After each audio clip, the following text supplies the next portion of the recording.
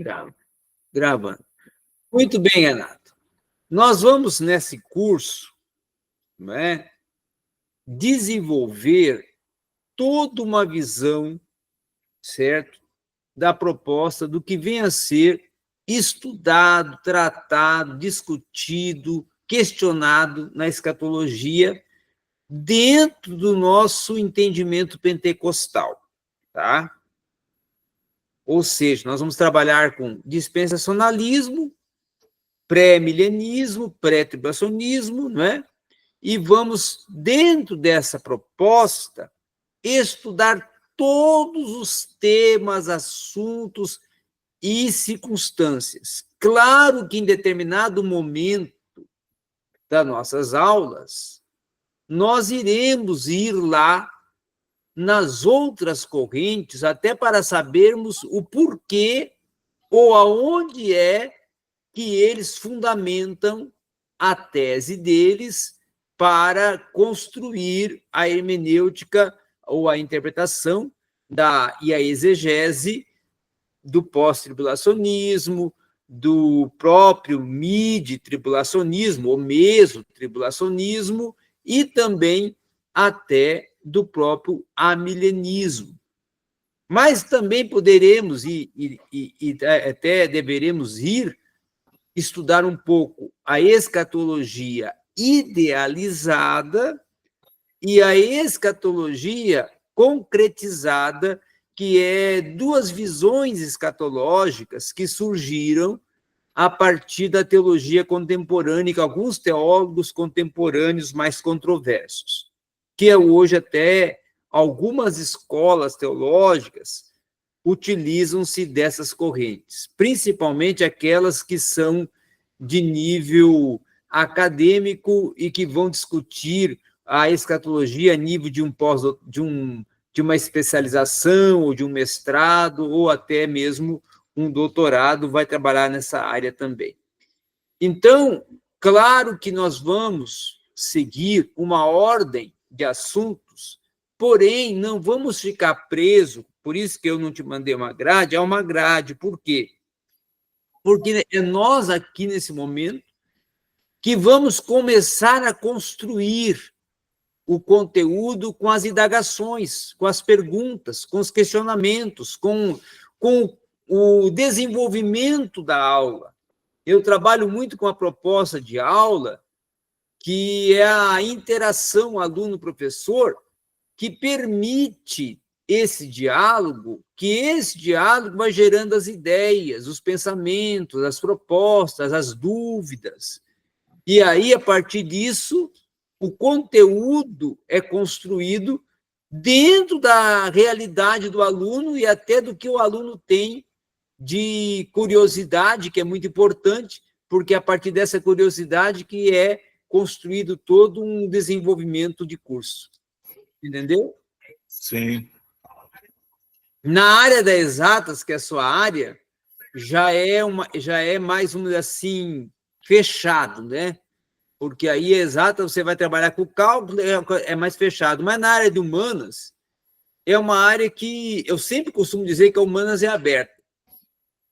Porque não tem como você esgotar um pensamento, dizer esse pensamento fechou aqui. Não. Um pensamento, ele pode ter fechado na morte do autor? Pode. Mas só que depois que o autor encerrou a sua existência, o conteúdo e os conceitos que ele criou proliferaram de tal forma que não tem como você falar que fechou aqui. Por isso que eu sempre costumo trabalhar com a questão aberta, deixar aberto.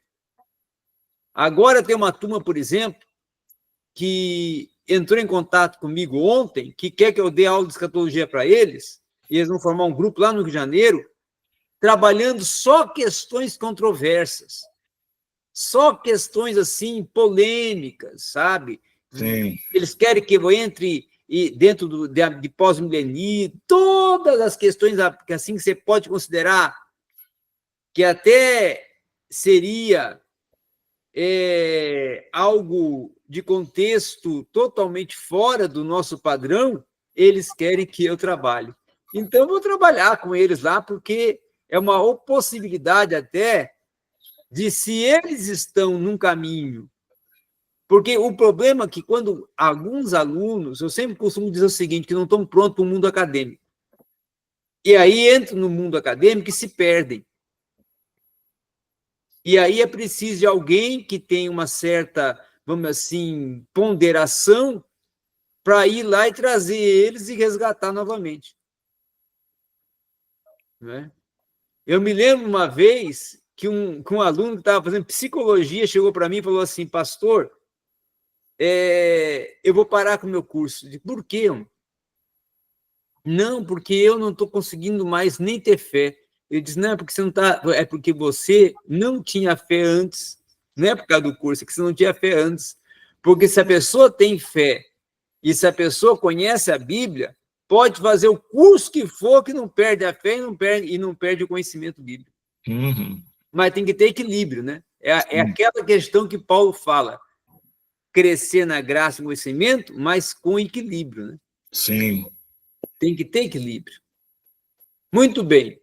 Então, as expressões e os termos designativos. O que vem a ser esse primeiro slide? Aqui nós vamos estudar e vamos tratar, para iniciar, as expressões que são utilizadas por muitos autores e por muitos teóricos da área da escatologia, quando eles tratam de escatologia ou de assuntos relacionados à escatologia.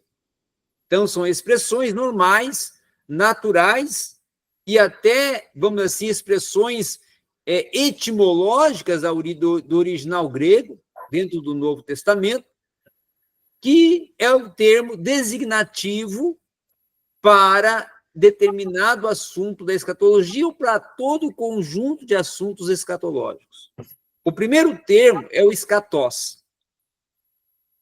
Esse termo, ele tem 3 sentidos. O primeiro sentido é fim. Quando se trata de escatós, no grego, está indicando o quê? Fim. Algo que chegou ao seu fim, chegou ao seu tempo final.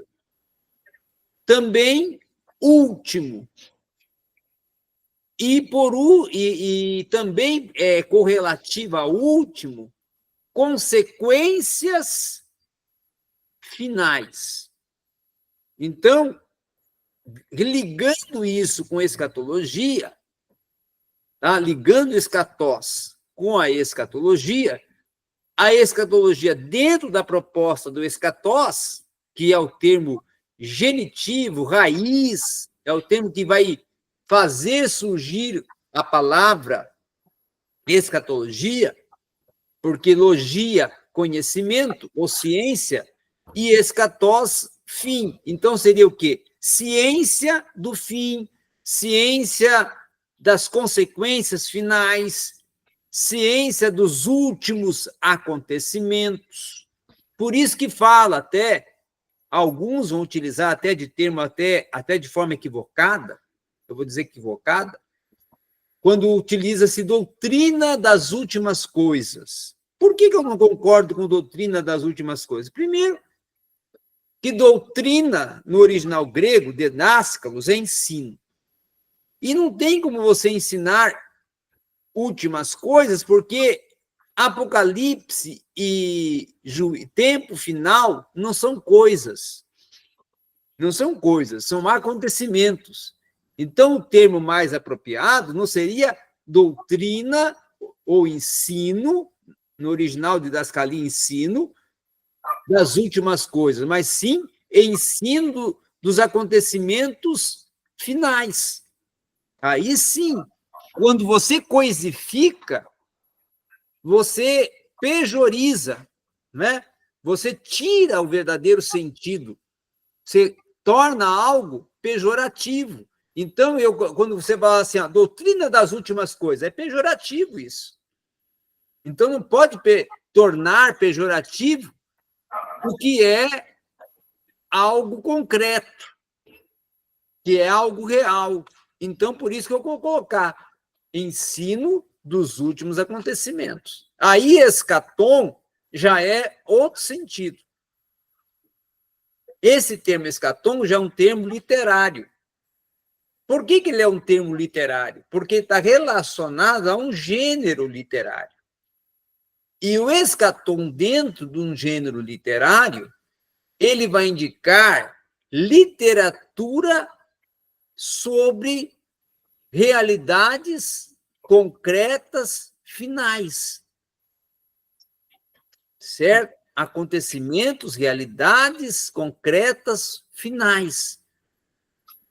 Então, o sentido aqui já é um sentido de literatura, o que pode envolver a literatura sagrada, aí entrar lá no Antigo Testamento e no Novo Testamento, no cano sagrado, o que trata sobre a escatologia, como também pode entrar na teologia e como também pode entrar até na própria cultura de um povo. O que um povo compreende por questões finais? Qual é a visão de um povo sobre questões finais? E aí, se nós trazermos isso para a Bíblia, qual que seria a visão do povo judeu sobre os tempos finais? Ou sobre os acontecimentos finais? E no Novo Testamento, qual é a visão de Cristo? Qual é a visão de Paulo? Qual é a visão de Pedro? Qual é a visão de João dentro da proposta dos tempos finais? Você está entendendo? E aí, dentro dessa terminologia escatom, surgem esses dois termos aqui, ó, apocalíptica e apocalipticismo. A apocalíptica, ela é uma expressão que surgiu lá dentro da cultura judaica. Dentro da cultura judaica, por quê? Porque o povo judeu, dentro vamos dizer, da missão dos profetas, eles tinham a apocalíptica como uma expressão e um gênero literário que tratava sobre o caos, que tratava sobre questões também sociopolíticas, da opressão do povo, do juízo que o povo estava sofrendo perante ao mau governo de alguns reis. Então, os profetas conduziam na apocalíptica um confronto, que era um confronto, como, por exemplo, de Amós, um confronto de Joel, o próprio de Sofonias, Abacuque, que vão confrontar alguns reis pela forma como oprimiam o povo e subjugavam o povo. Então, eles utilizavam linguagens apocalípticas de juízo, de cobrança e até de julgamento final, com uma forma de trazer aqueles governantes a uma realidade que chegaria um tempo que o juízo de Deus ia ser um momento de acerto de conta com eles, pela opressão que eles estavam causando no povo, pela situação que o povo estava vivendo em relação à forma como eles oprimiam, manipulavam e conduziam o povo que não era deles. Eles estavam sob o governo, eles eram os líderes do povo, mas o povo não pertencia a eles. O povo era o povo de Yahvé, ou seja, do Deus de Israel. Então, os profetas trabalhavam com essa visão. Por isso que Daniel e Ezequiel não são apocalipses. Alguém vai dizer, Apocalipse do Antigo Testamento é Daniel e Ezequiel. Não, não é.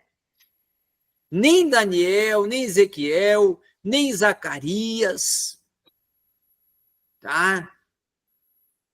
Nem Joel em algum momento, e nem outro dos profetas menores vão ser. O que eles são, então? São apocalíptica judaica, que seria o quê? Uma visão e um gênero literário para tratar as realidades sociais, culturais, políticas e, principalmente, de juízo sobre o povo que tinha quebrado a aliança com Deus. De juízo sobre o povo de Israel, que tinha quebrado a aliança com Deus, e o profeta era responsável por fiscalizar se o povo estava ou não cumprindo a aliança com Deus. E se não estava cumprindo a aliança com Deus, vinha juízo. E aí o profeta apresentava os juízos de Deus, que esses juízos eram o quê? A apocalíptica. Então, Daniel, ele apresenta juízos, mas apresenta também revelações, porque o profeta tem 3 sentidos utilizados no hebraico para profeta. Nabi, que é aquele que recebe a mensagem oral de Deus. O segundo termo é roê, aquele que recebe uma visão celeste sobre um determinado assunto. E tem um outro termo, que é o termo rocê, que é aquele que tem visões e sonhos sobre o futuro. Seria o vidente. O profeta como vidente. Então, os profetas no Antigo Testamento construíram não um apocalipse, eles construíram uma apocalíptica. Uma apocalíptica, uma literatura voltada para a realidade do tempo, a realidade temporal que eles estavam vivendo, apontando para circunstâncias e para consequências que aconteceriam no futuro. Como usando outras palavras, você está semeando assim, você vai colher assim. Então, seria essa visão, a proposta lá dos livros do Antigo Testamento que tem volume escatológico. Tá? O apocalipticismo já é um sistema de interpretação que visa interpretar como é compreendido, é recebido, é concebido pelo povo a mensagem apocalíptica, a mensagem de juízo, a mensagem de cobrança, a mensagem de apresentar uma consequência pelo pecado da nação, apresentar uma consequência pela apostasia, apresentar uma consequência pelo abandono da fé, que seria a apostasia, e também pela quebra da aliança e pela idolatria. O que vai ocorrer comigo, com a nação, com o povo, com a religião, porque fez isso, qual vai ser a consequência lá no final? O que vai estar reservado no final? Então, seria essa a proposta do apocalipticismo. Uma hermenêutica, uma interpretação para interpretar o sentimento do povo em relação a essas realidades propostas pela apocalíptica. E aí, depois, por último, nós chegamos na escatologia. Tá? Aí eu coloquei lá no pezinho a escatologia. Por quê? Porque a escatologia aí é o estudo de tudo isso. É a doutrina, é a escola, é a ciência, é a visão, é a matéria, é a disciplina, é o curso, é o conteúdo, é a literatura que vai tratar sobre todos essas situações, todos esses contextos, todas essas realidades relacionadas ao fim. E aí você ainda vai me perguntar, e o Apocalipse? O Apocalipse é uma revelação. Eu até nem coloquei aqui. O Apocalipse é uma revelação. O Apocalipse não está no Antigo Testamento, não está nos Evangelhos, não existe Apocalipse de Jesus, não existe. Também não existe Apocalipse de Paulo, não existe. Existe só um Apocalipse, que é a revelação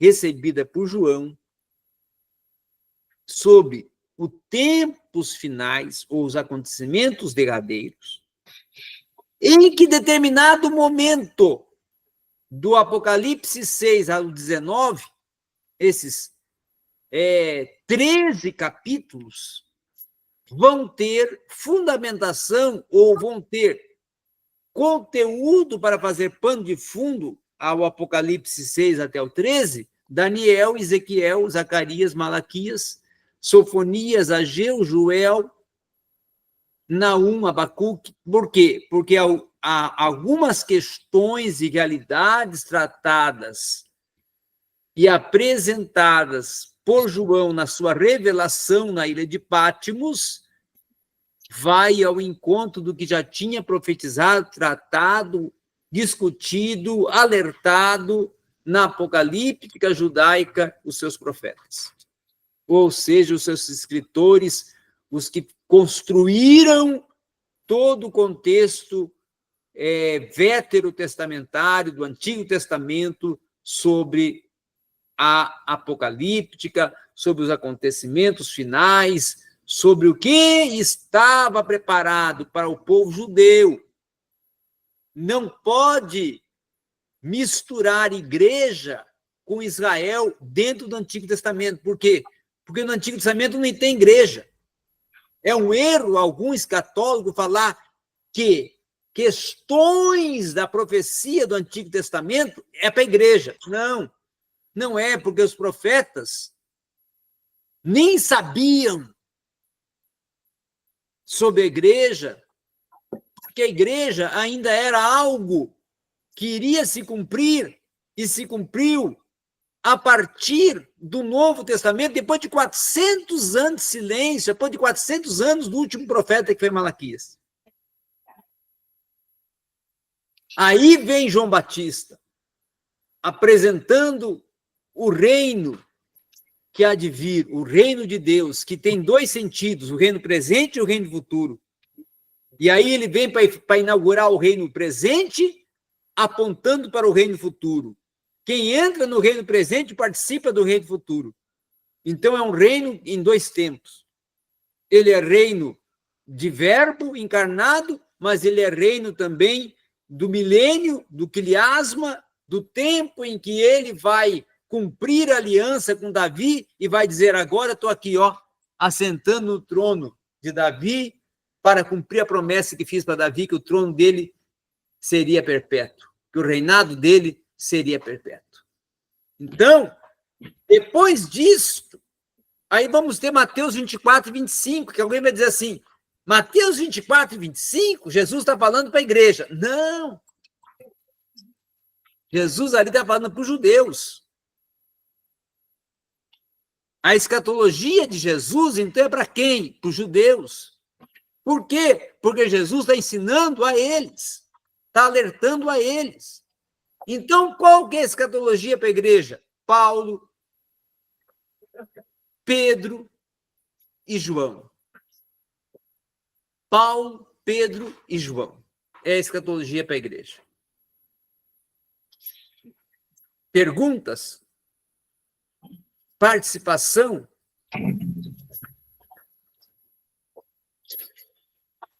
Vamos ver, então. Bom, então, apocalipsismo é mais o desdobramento, né? Desdobramento. Tá. Mas, no geral mesmo, então, o apocalipse não é como se fosse uma escatologia mais particularizada. Nem vou dizer que seria uma escatologia particularizada, eu diria que ele seria a revelação do que estava por vir.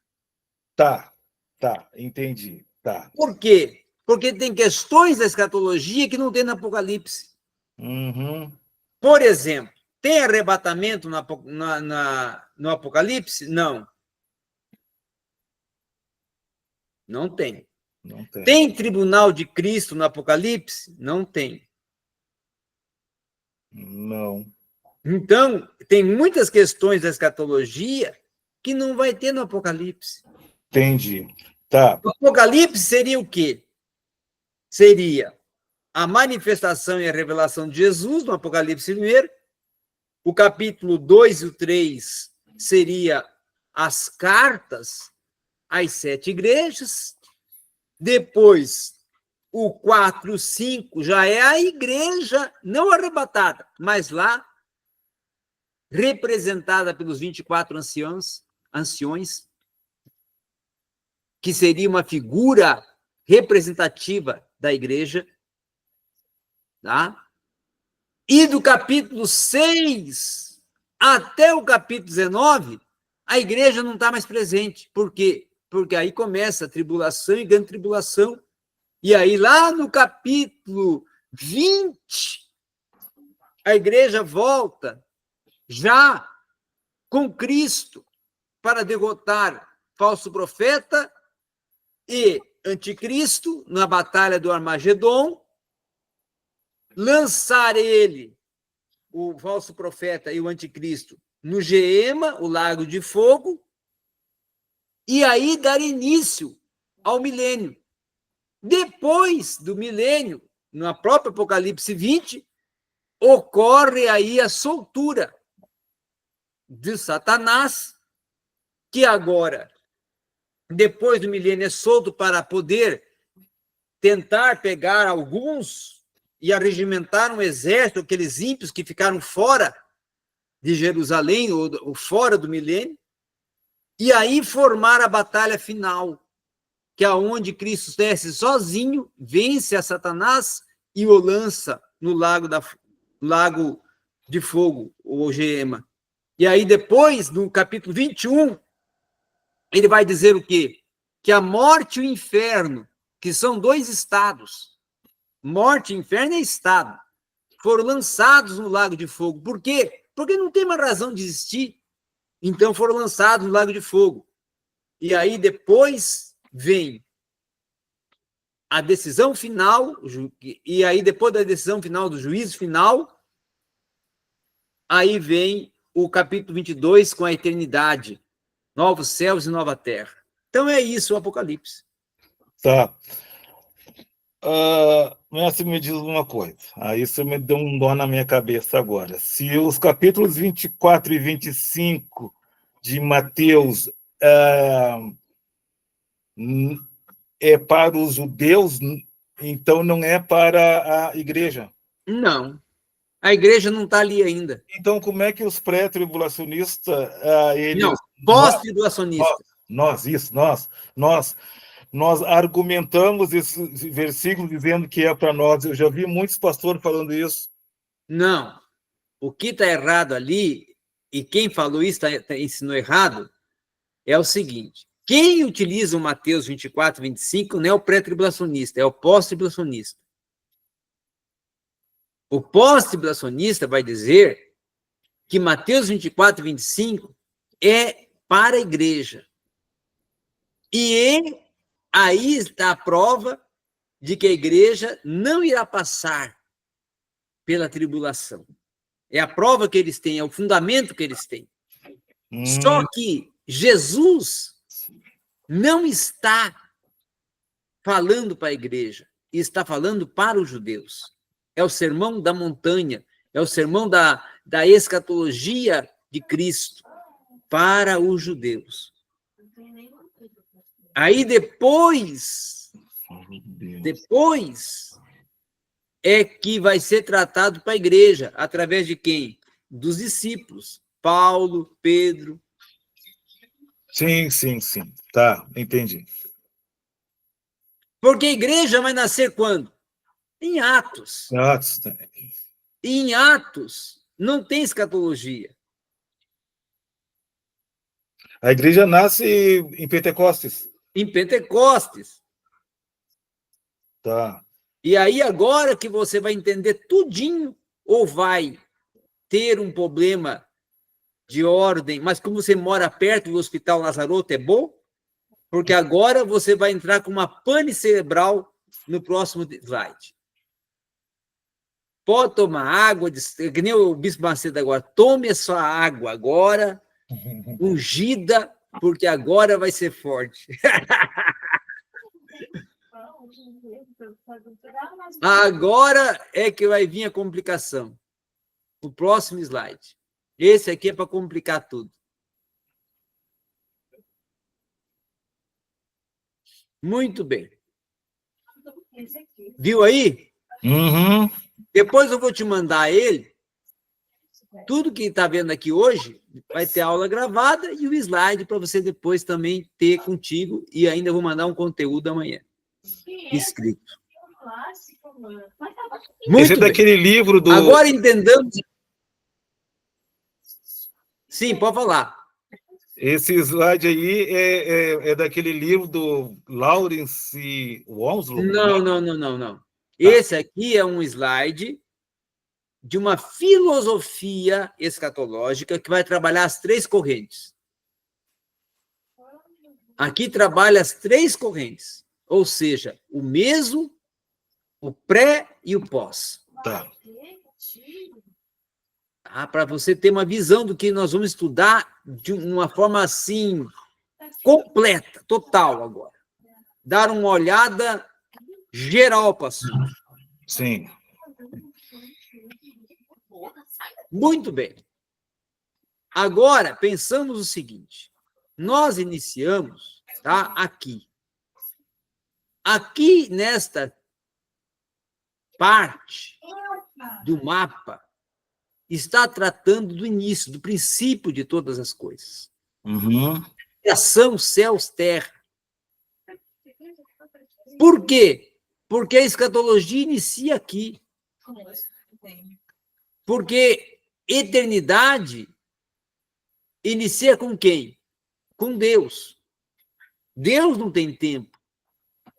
E nós chegaremos à eternidade quando nós tornarmos na mesma essência de corpo, né, celeste, de espírito, que nós alcançaremos após o arrebatamento. E aí tornaremos os seres eternos. Né? Somos até agora fadados à morte. Somos mortais. Mas nos tornaremos imortais. Então, a eternidade inicia aqui. Por quê? Porque quando ele constrói, quando é construído... Agora eu vou te fazer uma pergunta. Quando é construído os céus, a terra, a criação, Deus cria com a proposta de morte ou eternidade? Eternidade. De eternidade, porque era tudo inocente. Não tinha a malícia, a maldade, o pecado, a morte não aparecia ali. Por isso que o paraíso, o Éden, era o local da eternidade, não é? Era o céu na terra, não é? O homem, caso Adão, tinha contato com Deus, não é? Tinha essa oportunidade de um relacionamento com Deus mais íntimo possível. Agora, o pecado quebra isso. Então, quem quebrou a eternidade foi o pecado, foi o homem. O homem quebrou a eternidade. Né? E quando ele quebra a eternidade, aí começa as dispensações também. Não é? Aí, para o dispensacionalista, ele vai dizer que aí começa as dispensações. Como? Criação,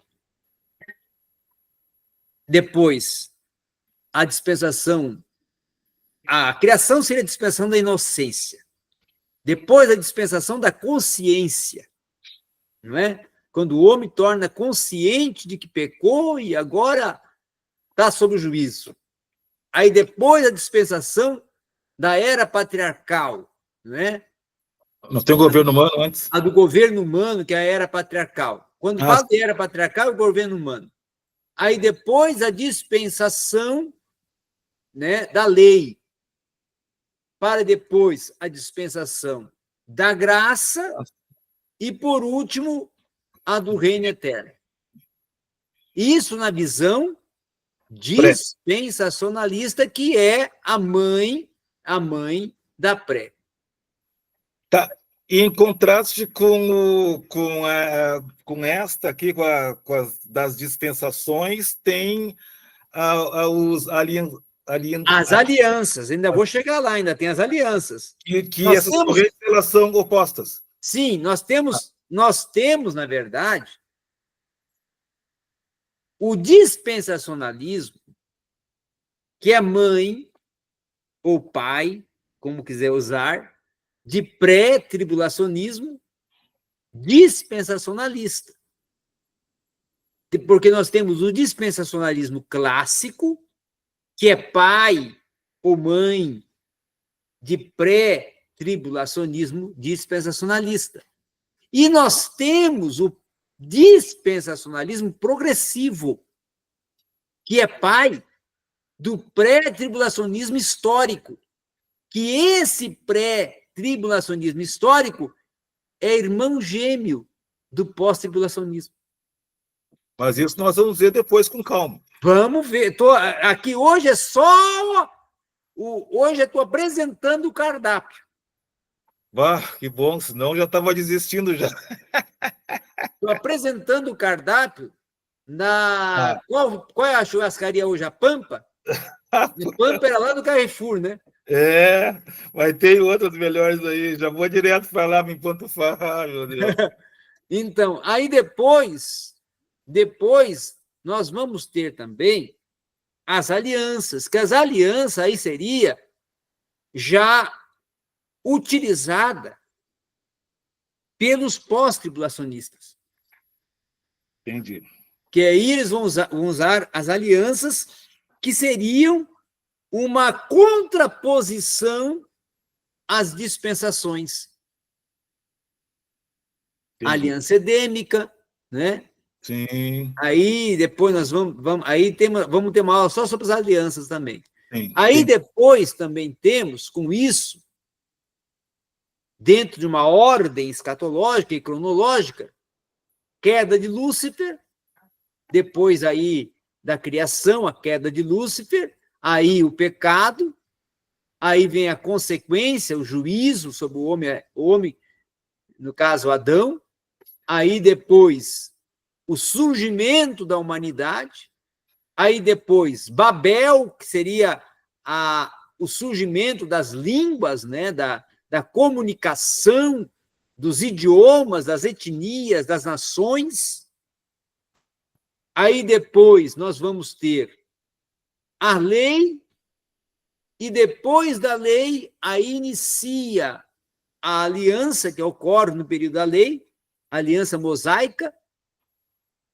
Mas anterior à aliança mosaica, nós temos 3 alianças, que seria a aliança abrâmica, depois a aliança com Jacó, depois nós temos a aliança também mosaica, que seria a aliança da lei, e aí, por último, nós temos a aliança davídica. Uhum.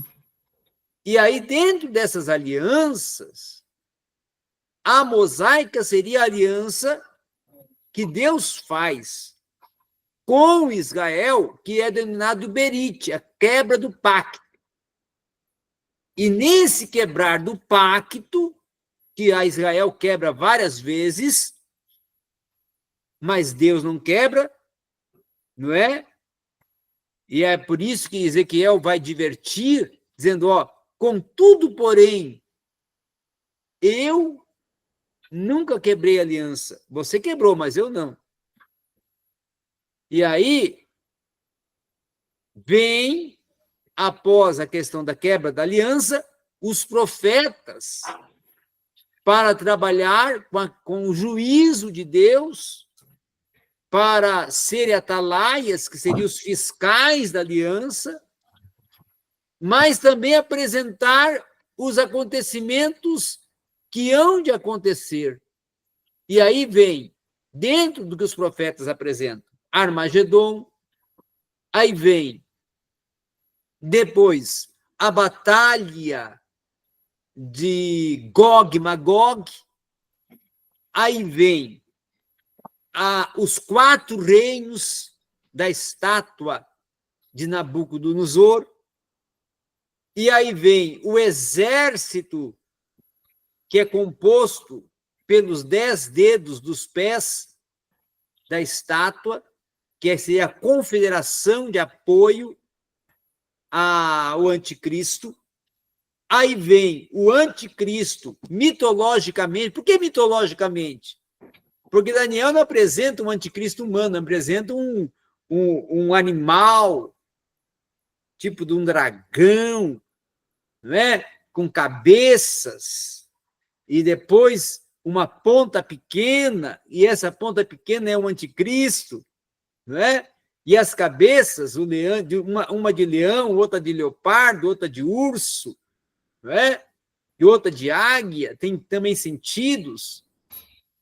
E aí, Ezequiel também, paralelamente, vai ter uma visão de uma plataforma em que tem 4 seres viventes, que essa profecia de Ezequiel, você vai encontrar ela lá em João, Apocalipse 4, porque João também vê essa visão que Ezequiel viu. Ele vai ver também esses 4 seres viventes, que um tinha cabeça de bezerro, outro de leão, outro de águia, outro da expressão de um filho do homem. E aí, que esses 4 seres viventes são os querubins, certo? E depois nós vamos ter, nessa situação, o trono branco, que em Daniel seria o Deus ou o ancião de dias. Daniel utiliza a expressão ancião de dias, assentando-se num trono, e seu trono está suspenso sobre os ares, e de frente a ele tem como se fosse um rio de fogo, na visão de Daniel, Daniel capítulo 7. E aí ali ele se assenta para julgar, para exercer juízo, que seria, na verdade, uma visão de Daniel relacionada com o trono branco, com o juízo final de João, lá no Apocalipse 20. E aí depois nós entramos na realidade ou na situação do caos que vai ficar a terra com a batalha do Armagedon, que é descrita por Zacarias, quando ele diz que vai demorar-se 6 meses a 1 ano para enterrar os corpos dos soldados, porque as carruagens ficarão, as rodas das carruagens ficarão submersas em rios de sangue. Né? E aí depois nós entramos na realidade já do que está proposto na escatologia do Novo Testamento. Só uma perguntinha. Na tribulação que vai durar 7 anos, eu sei que posteriormente nós vamos estudar com mais cautela, mas só uma dúvida que eu tenho. Na tribulação, os 144 mil judeus vão pregar para quem? Muito boa pergunta. Nós temos que ter duas visões de tribulação. Nós temos a visão de tribulação proposta por Daniel, que seria 70 semanas de Daniel, que nós vamos estudar depois o mapa das 70 semanas de Daniel. E aí temos os 7 anos. E esses 7 anos seria a última semana, Sim. dos 490 anos, ou das 70 semanas de Daniel, a última semana, que seria a 70ª semana, seria os 7 anos. Esses 7 anos divididos em 2 partes. Tribulação, com intervalo onde o anticristo quebra o pacto de paz, o falso acordo. E após o falso acordo ser quebrado, inicia o que Daniel coloca de assolação final. E essa assolação final, aí é o momento em que os judeus remanescentes, que aí entre os 144, são levados para o deserto e são guardados. Mas tem um grupo de judeus que vamos dizer assim, reconhece a integralidade da profecia dos profetas e agora reconhece, devido a isso, o Messias, Cristo como Messias. Então, isso é... E aí, a partir disto, se torna o quê? Missionário, pregador do Evangelho. Aí que cumpre-se Mateus 14. O Evangelho do Reino será pregado a todas as nações. É agora que o Evangelho do Reino está sendo pregado. 24:14, Mateus 24:14. O Evangelho do Reino será pregado a todas as nações. É nesse momento que o Evangelho está sendo pregado por quem? Pelos judeus. Esses que acreditaram. Esses que a ficha caiu. E é esses que falam, que eu ando perguntando, mas quem são esses? Esses são os que... Esses que vieram de grande tribulação, que lavaram as suas vestes no sangue do Cordeiro. Tá. Então, e também lá no Apocalipse 14, eles tragam nas suas mãos palmas. Show de bola. Então, deixa agora uma outra perguntinha. Então, não tem segunda chance? Não. A segunda chance, ela é mínima. Por quê? Vou dar um exemplo. Nós dois ficamos. E nós dois somos gentios. Tá? Nós dois somos gentios. Ficamos. Mas um judeu pregou para mim e eu acreditei. O judeu pregou a você, você acreditou. Arrependemos-nos e agora, lá na tribulação, nos convertemos. Como que vamos ser salvos? Só existe uma condição. Eu aceitar morrer pelo que eu testifico.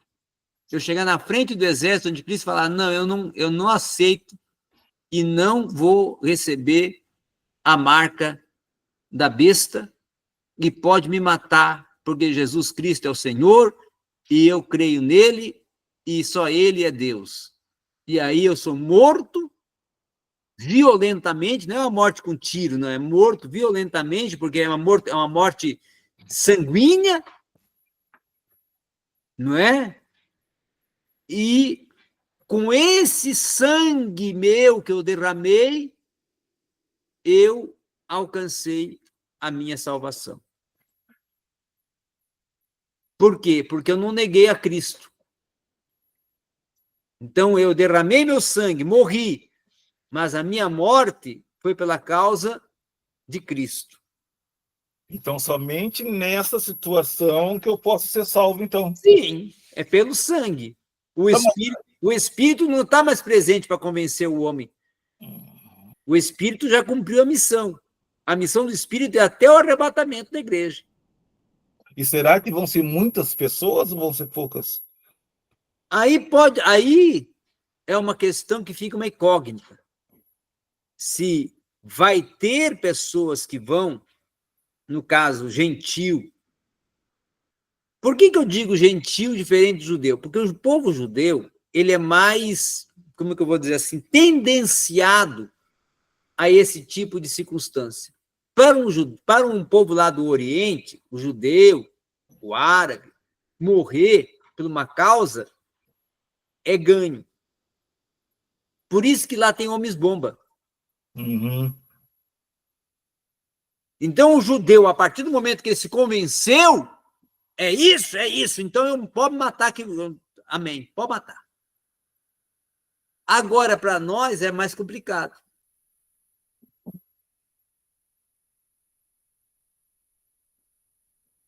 Para nós, gentios, se chegar, colocar uma faca no pescoço, e aí? Cristo ou eu?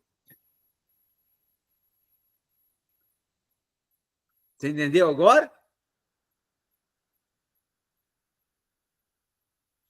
É meio. Mas depois nós vamos nos aprofundar nisso aí. Não, hoje eu estou só preparando o terreno.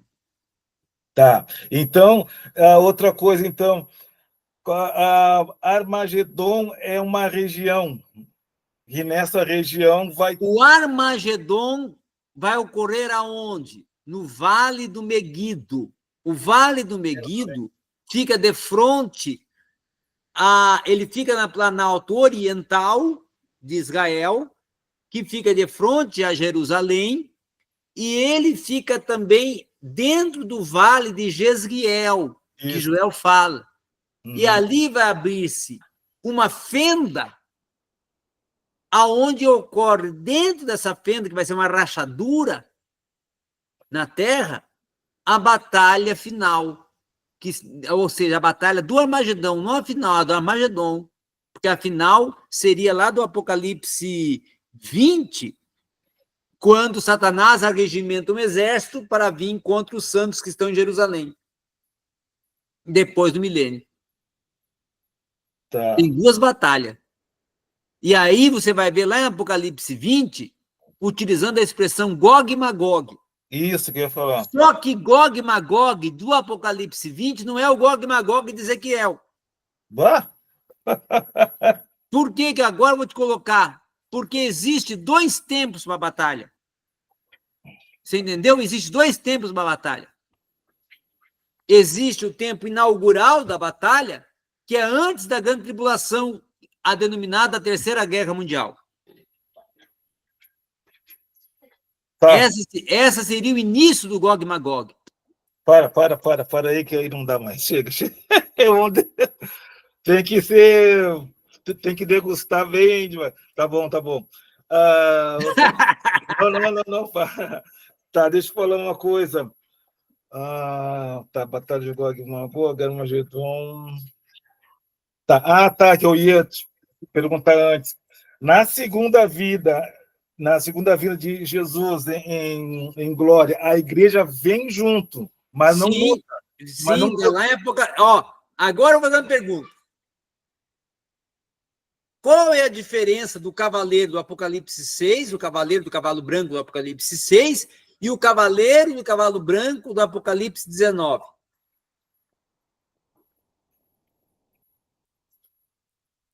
Sem ler a Bíblia, só aqui para mim.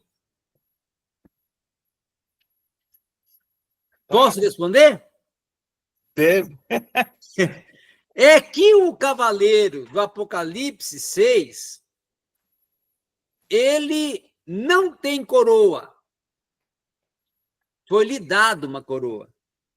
Ele não tem coroa, foi-lhe dado. É a diferença entre. Sim. Segundo, que o cavaleiro do Apocalipse 6 também não tem uma espada. Foi-lhe dado uma espada. E já no Apocalipse 19, ele tem o cavaleiro do cavalo branco, tem cabelos brancos como a neve, seus olhos são como chamas de fogo. Glória a Deus. Sobre a sua cabeça tem diademas. Na sua coxa está escrito Rei dos Reis, Senhor dos Senhores. E da sua boca sai uma espada. Eita, glória! Que é a fiel e verdadeira. E atrás dele vem uma multidão vestida de branco, que é quem? Anjos, arcanjos, querubins, serafins, que é o séquito. Sim. E a igreja.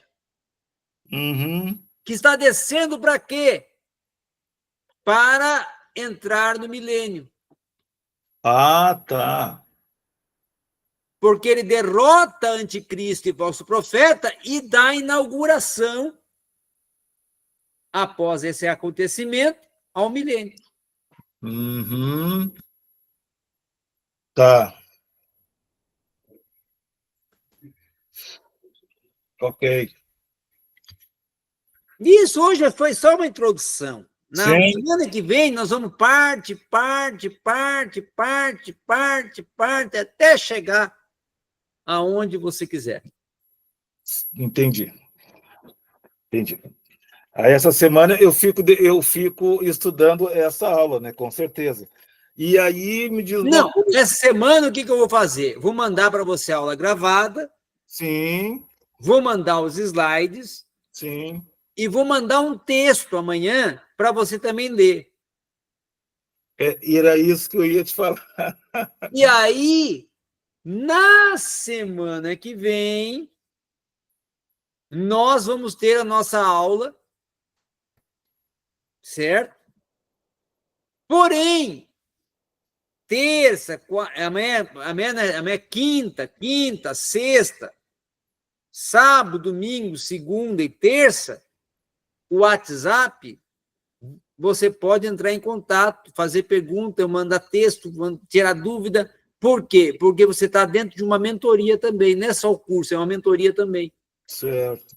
Mas bibliografia não precisa, porque esses textos vão me elucidar essa aula. As aulas, né? Bibliografia, vou mandar textos para você direto. Show de bola. Você vai poder montar a sua biblioteca de escatologia em PDF. Ah, mas eu quero comprar. Aí eu posso também indicar. Por exemplo, 2 aqui que eu já vou indicar agora, se você quiser comprar.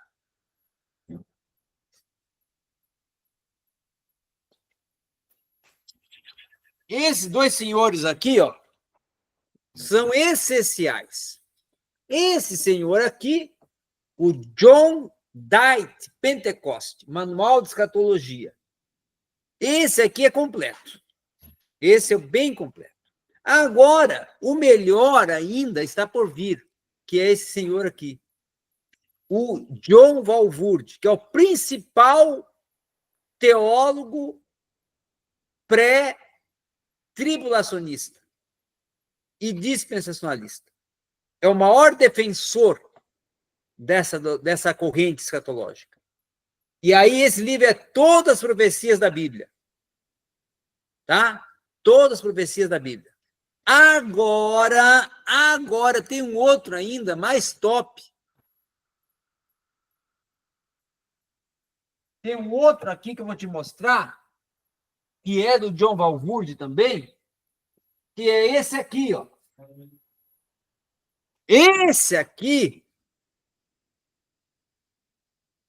aqui, ele trabalha uma defesa do ó, aqui, ó, fundamentos da escatologia pré-tribulacionista.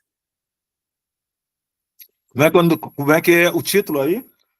Aqui é O Arrebatamento, John Walvoord. Ele trabalha aqui, certo?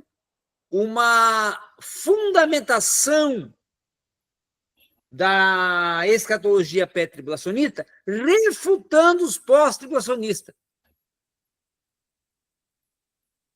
Tá? Esse aqui. E tem esse aqui que você também é bom comprar, que é desse homem aqui, ó. Vou te pegar ele, vou pegar esse aqui para você também. Esse aqui. Esse aqui,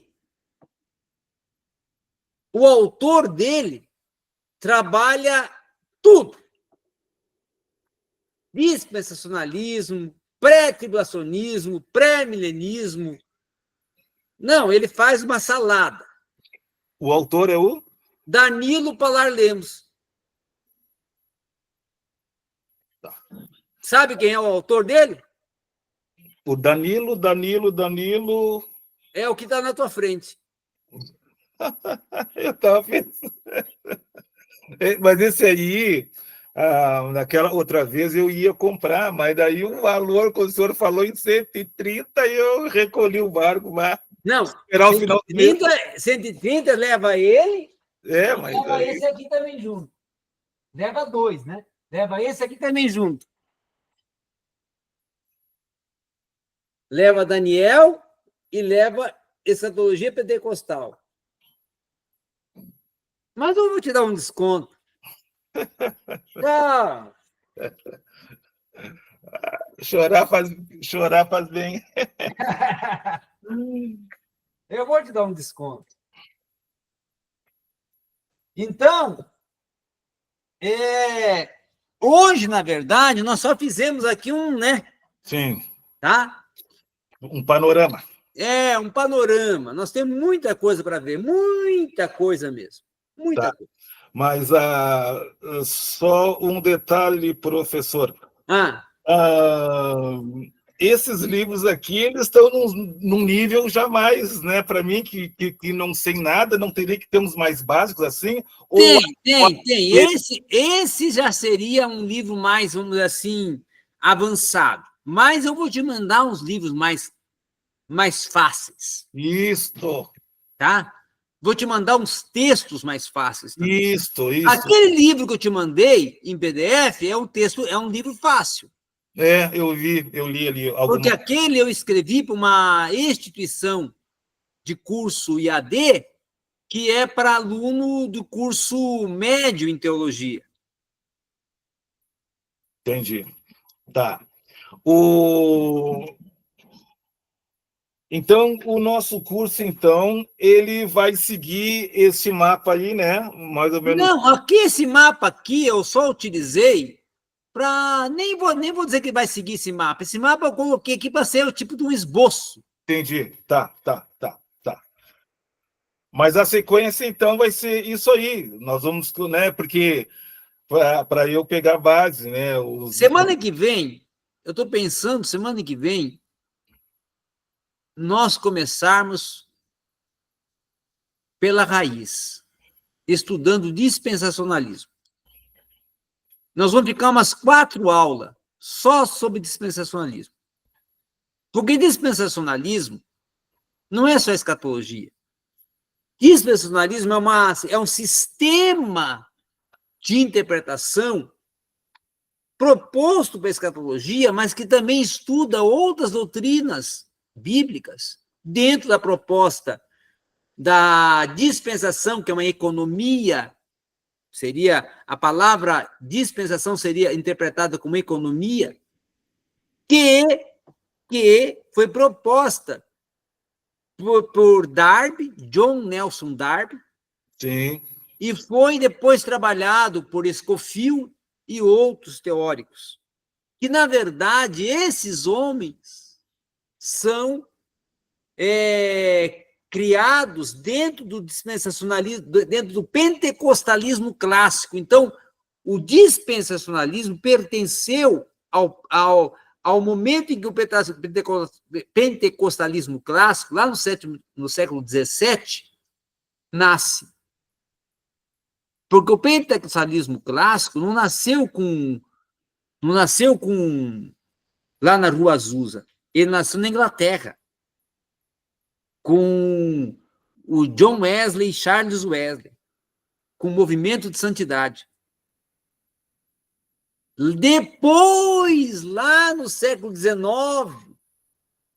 que vai vir o Charles Farram, que vai gerar o William Seymour, e aí vai vir a nascer o pentecostalismo moderno. Entendi.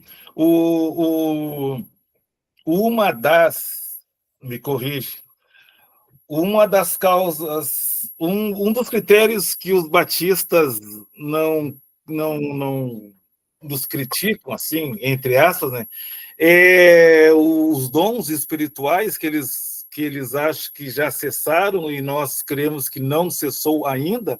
Essa seria uma das chaves de discordância, um dos quesitos de discordância? Seria um dos. Aí tem um livro escrito também pelo Danilo, que trata sobre isso. Mas esse aqui esgotou. Não tem mais para vender. Esgotou a venda dele. Que é esse aqui. Esse livro aqui eu escrevi sobre isso. Mas eu posso te mandar em PDF. Manda, manda. E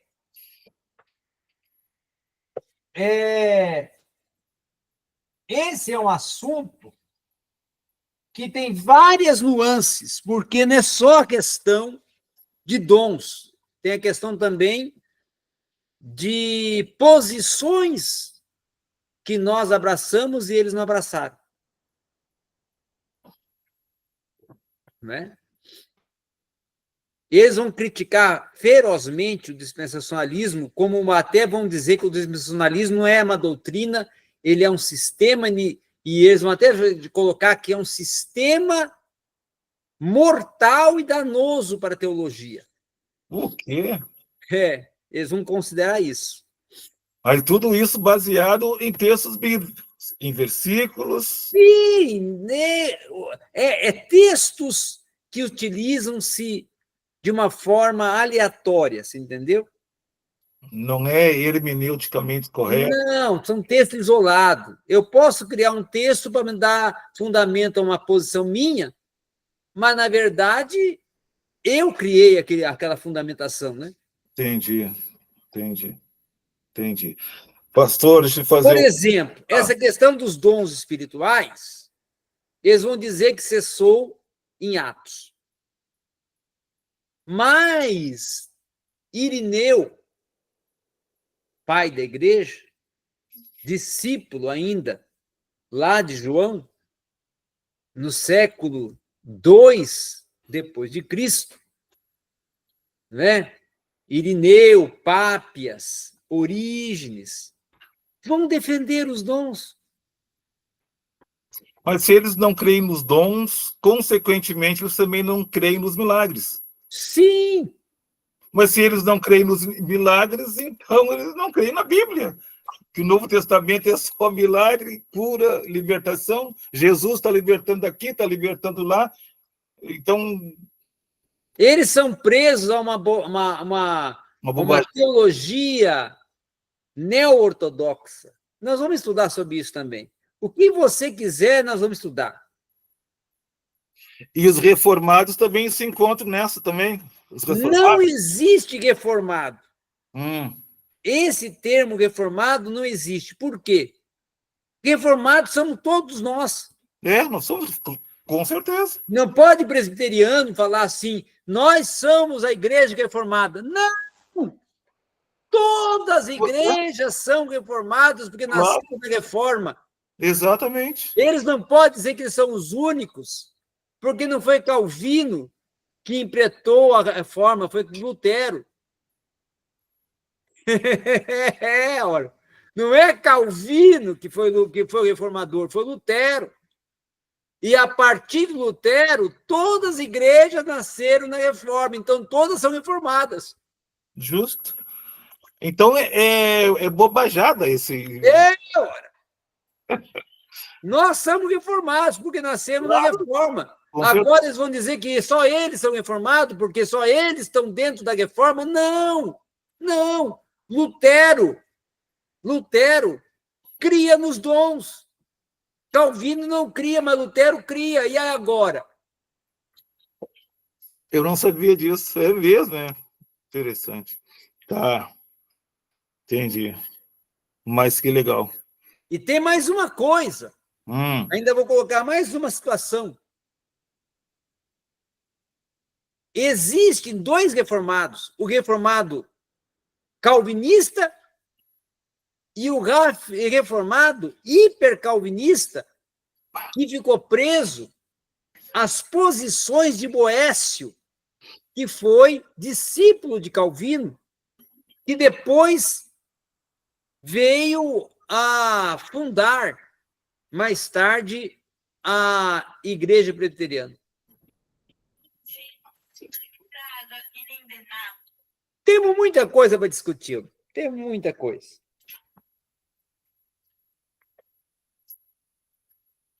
Imagine eu indo aí em Porto Alegre. Aí você nem dorme à noite.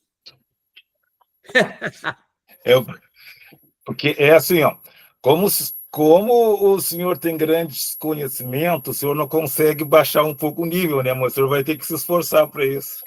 Não, mas vamos lá. Não, mas porque assim, não. Ó, quando eu dou uma aula para o 9º ano, aí eu saio do 9º, vou lá para o 6º, eu tenho que baixar o nível, então vai ter que fazer. Tem que fazer, olha. Tem que fazer mesmo. Mas esses textos que o senhor vai mandar já vão ser mais acessíveis, porque eu preciso ter na minha cabeça, assim, as ideias organizadas, né? Como tu me falaste, acho que no primeiro áudio, né, que o senhor mandou para mim. Sim, vamos organizar as ideias. Senão... Amanhã eu vou separar alguns textos mais básicos para enviar para você no e-mail, e vou enviar também essa aula, o link dessa aula, tá? No e-mail, e vou enviar esse slide, na verdade, esse mapa aqui, eu não vou enviar, por quê? Porque nós vamos ter uma aula só sobre ele. Vou enviar só o primeiro slide. Tá. Mas, na verdade, esse primeiro slide seria o quê? Só um esboço, né? Ali foi só um esboço, né? Foi só um guia, mas vou enviar. Tá, entendi. Vou enviar porque depois eu vou enviar o texto e aí você vai entender o esboço. Tá, e o questionário vai ser só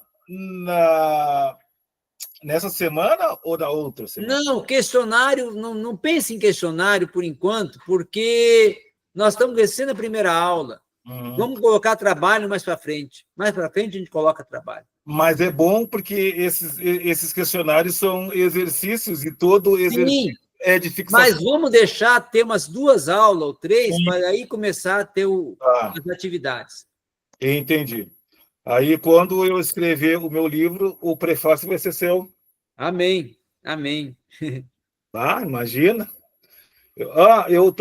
Esse aqui, eu comecei a ler hoje. A cronologia do fim dos tempos. Isso. Qual é o autor? Esse autor aqui é Ron Rhodes. Ron Rollins. Rhodes. R-H-O-O-D-E-S. Tá. É da editora Chamada. Chamada Meia-Noite. É de Porto Alegre essa Chamada Meia-Noite. Olha, eu nem tinha visto, agora que eu estou vendo. É de Porto Alegre. Tem muitos bons livros. Tem muito bons livros. A Chamada Meia-Noite. Eu tenho um livro deles. Eu tinha um livro deles. Eu não sei se eu ainda tenho, quero ver se ainda tenho. Que esse livro deles é espetacular. Deixa eu ver se eu ainda tenho esse livro. É um livro que eu considero o melhor. Não, esse livro eu não sei se eu ainda tenho ele, mas ele é um livro muito bom sobre questões de escatologia, tratando só a questão de corrente, tudo. Eu acho que eu dei. O meu problema é dar livro para aluno e depois ou emprestar. O problema é quando empresta e não devolve, né? Então, é melhor dar. É melhor dar. Aí você dá e acaba perdendo. Acaba perdendo. Eu tinha um livro deles, eu acho que eu dei para um aluno. E esse livro da Chamada Meia-Noite, muito bom mesmo. Das correntes escatológicas. Achei ele aqui, ó. Opa! Esse aqui, é aí de Porto Alegre, ó. Sim. Quando a trombeta soar. Já ouvi falar. Sim, esse livro aqui, esclarecendo as controvérsias sobre os tempos finais. Eles tratam só sobre a questão das controvérsias, das correntes. Esse livro aqui é top. Esse eu vou comprar. Esse aqui é top. Se eu não me engano, fica ali fica no... Não sei fica se é na rua... na Avenida Brasil, ora, né? Não. Aqui está... Deixa eu ver qual que é o endereço que tem aqui. Avenida Brasil. Porto Alegre, Rio Grande do Sul, mas não tem o endereço da chamada. Acho que é no bairro Glória. Acho que é no bairro Glória, Deixa eu ver se tem o endereço aqui certinho. É na Zona Sul. Olha só, esse aqui, a cronologia dos fins dos tempos, esse autor aqui, ele é autor de vários livros sobre... Ah, daqui, ó. Ah, Rua Erechim, bairro Nonoai. Nonoai. Sim. Excelente editora. Aliás, esta e a CPAD, né? Acho que são as melhores, né? Eu acho que essa, para escatologia, é essa aqui. É, né? Para escatologia é eles. Ô, professor, me diz uma coisa. Esse autor aqui, Rhodes, ele é doutor em teologia pelo Seminário Teológico de Dallas. Dallas é dispensacionalista. Então é fera, né? É, porque o seminário de Dallas é dispensacionalista. E o senhor fez curso na Espanha, você falou? Não, Sul de África. Ah, no sul da África. É. O que é, então, o honoris causas é o último O grau? honoris causas é um título honorífico. O que é isso? É um título de reconhecimento. Você defendeu uma tese, ou você escreveu alguns livros, ou você... E aí uma faculdade, ela te concede uma honra. Ah, entendi. Por exemplo, nós temos um homem no Brasil que ele até declarou: eu nunca recebi um diploma escolar e hoje eu estou recebendo um diploma de presidente. Esse homem tem 6 títulos de honoris causa, mas nunca passou pela faculdade. E dá show, né? Ele discursa em qualquer lugar, sem o script ali, sem tudo de cabeça. Porque o discurso dele é do choro, né? Não, mas o senhor viu faz tempo, antes de ser preso, que ele foi lá, naquela audiência, ele Sim, não, colocou... ele tem... Não, uma coisa nós temos que reconhecer, concordando ou não concordando com ele, aceitando ou não aceitando ele é bom de oratória. Amado, então, nós ficamos assim, então. Sim. Tá. Bom, agora, vamos, então, encerrar, porque eu vou para o Beira-Rio. Aí tem Beira-Rio? Não, eu vou para o Beira-Rio, vou para o Beira-Rio assistir pela internet o meu time contra o Flamengo. Barbaridade. Mas é no Beira-Rio que está acontecendo o jogo. Sabe que ano passado eu encontrei porque assim, o meu tio, ele era jornalista do Jornal do Comércio, ali dos esportes. Sei, antigo Jornal do Comércio. O Pacheco. E a gente, eu ia em todos os jogos do Inter, né? E meus 14, 15 anos, eu nunca vi esse time perder.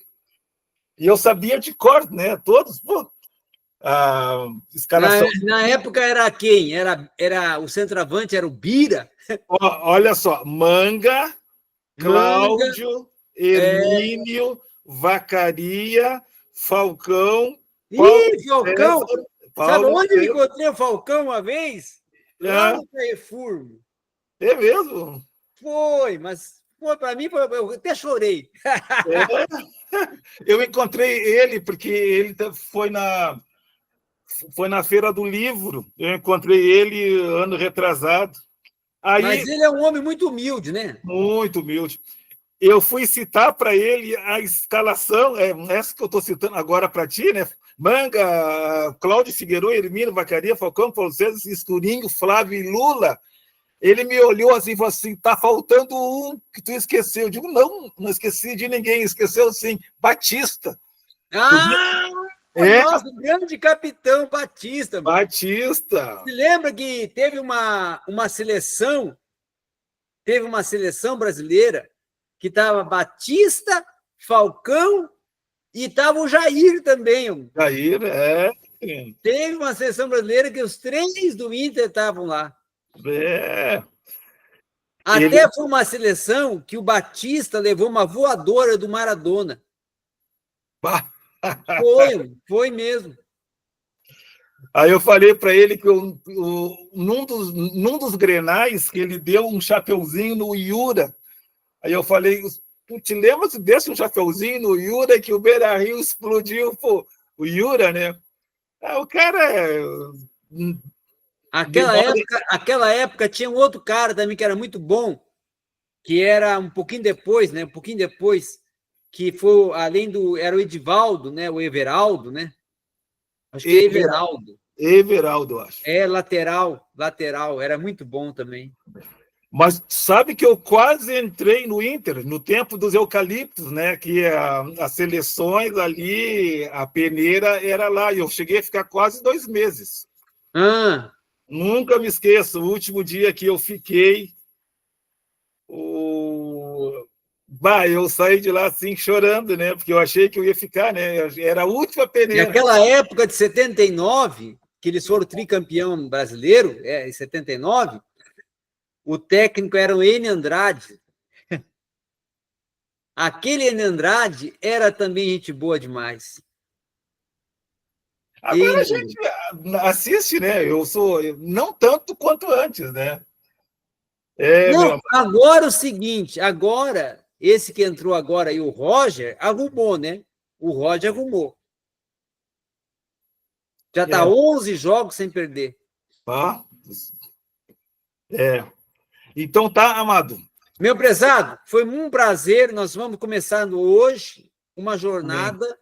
Nós estamos começando hoje uma jornada que nós vamos ir pouco aos poucos. Amém. Isto. Porque não adianta eu querer colocar tudo de uma vez só, porque senão vai te confundir. Isto. Então nós vamos ir a partir de segunda-feira de quarta-feira que vem, a partir de quarta-feira que vem, nós vamos ir parte por parte. Isso. E aproveitar agora que eu estou de licença, né, que acho que mês que vem eu já volto, aí eu tenho mais tempo para me dedicar, porque eu tenho 40 horas, né? Eu tenho 2 matrículas no estado, uma é na parte da manhã e outra à tarde. Não, à noite. À tarde eu sou corretor de imóveis. Aí, quando começar a apertar o cerco, como que nós vamos fazer? Não, no sábado? Aí a gente sábado, ou então, né? Eu durmo tarde. Ou então tem que ser depois da aula, mas depois da aula acho que fica muito tarde, né? Porque e você vai chegar cansado e estudar escatologia cansado. Não. A gente pode fazer no sábado, então. No sábado pode ser bom, tipo assim, sábado, tipo à noite, 18 a 19, ou 19 às 20, no sábado. A hora que o senhor quiser. Porque lá na igreja eu só tenho culto sextas à noite. Ou a gente vai programar na hora lá um dia certinho e não tem problema você ter aula daqui a 40 dias à noite, que a gente vai adaptar com o seu horário. Amém. Tranquilo. Tá? Ontem lá na igreja entrou um senhor lá. A denominação dele é dessas meio estranhas, assim. Aí eu comecei a falar alguma coisa, né? Assim como eu converso contigo assim.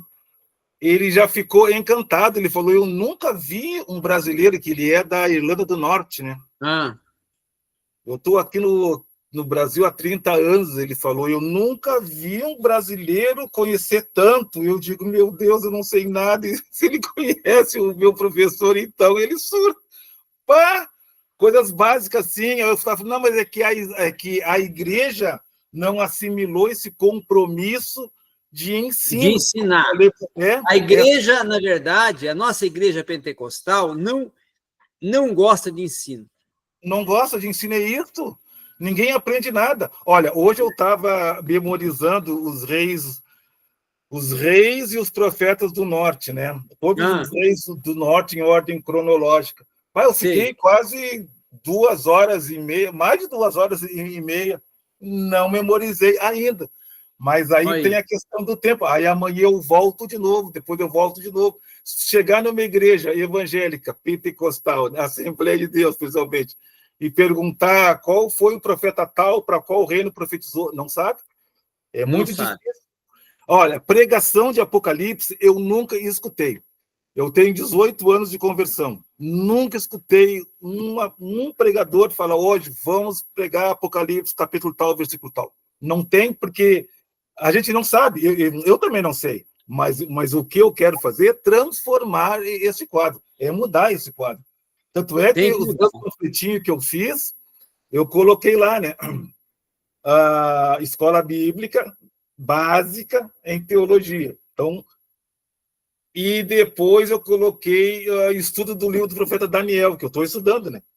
Mas aí, antes de eu preparar a minha aula, eu vou passar para ti, o professor, para tu me dar uma. Lá que eu fale alguma besteira lá. Tranquilo. Vamos, estamos juntos. Tá? Porque se a gente não passar isto, que a Bíblia diz erreis por não conhecer as Escrituras, né? E Sim, tem a parte boa, e nem o poder de Deus, porque sim, conhecimento é poder. sim. Conhecimento é poder.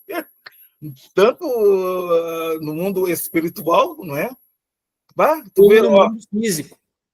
a gente entender que aquela profecia não é para Israel, é para a igreja. Bah, só aí já tem uma grande diferença. Bah, e imagina o erro hermenêutico, né, que a gente comete não interpretar para qual povo que ele está falando, isso aí, Sim, né? Ó, isso que eu aprendi hoje, embora já tenha lido, né? Apocalipse é a revelação, é uma revelação, não é? sim, É uma revelação, quer dizer, eu falo esses dias, eu falei, né, lá na igreja, e bem-aventurado aquele que lê o que eu estou lendo, que ouve, né, eles, os ouvintes, e os que guardam aquela. Então já é abençoado só em ler, em sim. guardar. Mas ninguém lê o Apocalipse que não entende, então perde a bênção, entende? E eu estou nessa agora. Agora é meio complicadinho, né? Meio Não, mas complicadinho. nós vamos indo parte por parte, vai se tornar fácil. Amém. Então tá, meu amado. Amém. Uma boa noite, então, tá? Boa E noite, até quarta obrigado. que vem, e vamos nos falando ali. Vamos sim, vamos sim. Tá bom, querido? Obrigado. Ah, Me diz uma coisa. Tu colocaste ali, não sei se eu li rápido, porque eu estava tentando acessar o link para a aula, que tu ia vir aqui para Porto Alegre. Não, tu falou brincando. não, eu estou indo aí pro link, né? Ah, vou mexer. Mas será bem-vindo, né? Minha casinha aqui, ó, meu apezinho aqui, que nem Amém. a mulher foi lá cuidar da mãe dela, que está dodói, e tá eu e minhas duas filhas, a Érica e a Cibele. Ah, eu vou. Eu estava pensando, mas não agora, porque é muito gasto. Aquela Bíblia profética, aquela Jeffrey, né? É boa também, é boa. É A Bíblia de boa. Estudo Profético. Mas o senhor viu como aumentou os valores das Bíblias e dos livros? Ah, Impressionante. é terrível. Olha, está mais de R$ 200 aquela Bíblia. Aliás, nós que não tem Bíblia boa, né? Tá nessa faixa. Aquela eu tinha uma, dei para um aluno meu e amém. Então tá, meu querido. Uma boa noite, então. Amém. Boa Amém. noite. Tá. Ô, Sibelinha. Ô, filha. É só Tchau. desligar aqui. Tá bom. Tchau, tchau, doutor.